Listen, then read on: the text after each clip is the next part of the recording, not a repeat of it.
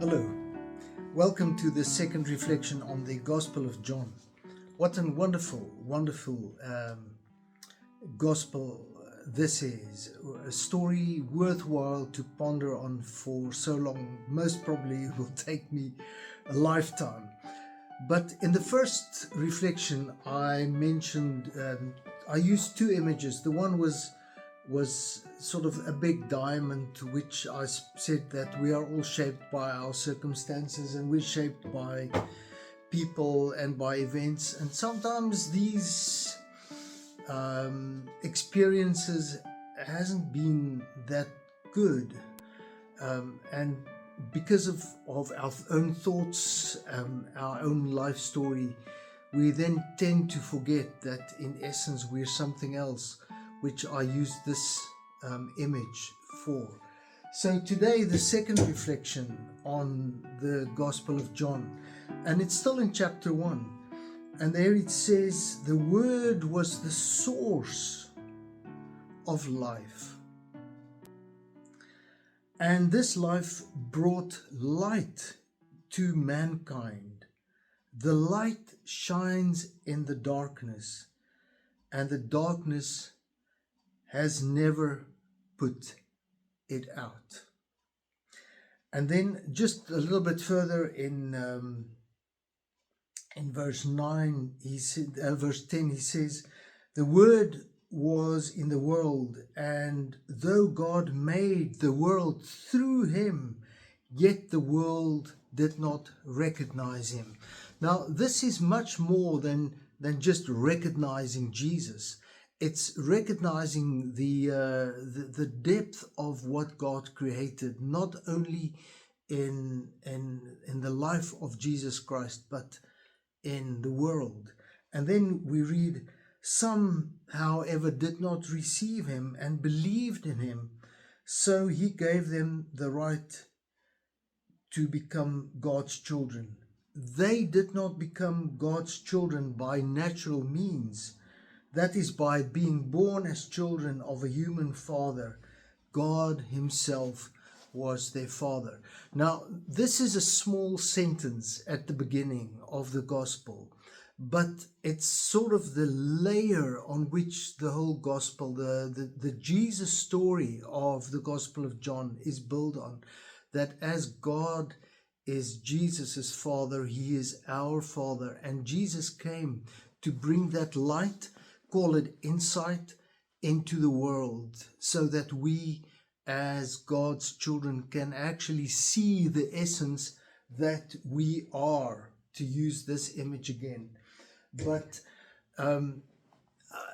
we don't recognize that in ourselves. Even thinking of the previous reflection and today, many of us would say, I'm just not that.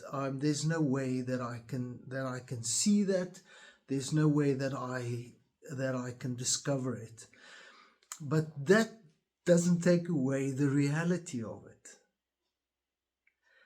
Our lack of insight and our limited understanding of it doesn't take away the truth about it. And that is exactly why John writes or wrote this gospel, is to help us on that way. So this short reflection, if I can just sum it up, you might feel downhearted or devastated, or feel, but my life hasn't panned out this way. There's no way that I can see this in my life. That is why we are on this journey. That is why we can discover, and what the Gospel of John wants us to discover. So I want to say, don't lose heart. Don't give up. Don't be devastated, because this is an amazing journey that lies ahead. And the gospel, and John uses this story to take us on a journey. Just to give you a glimpse ahead, there are 7 sort of wonders, big works of Jesus throughout this gospel. And as we continue, we will stop by each of them and look at them in more depth in order to discover something about it ourselves. But today then, don't be disheartened. God knows more of who we are than we know of ourselves.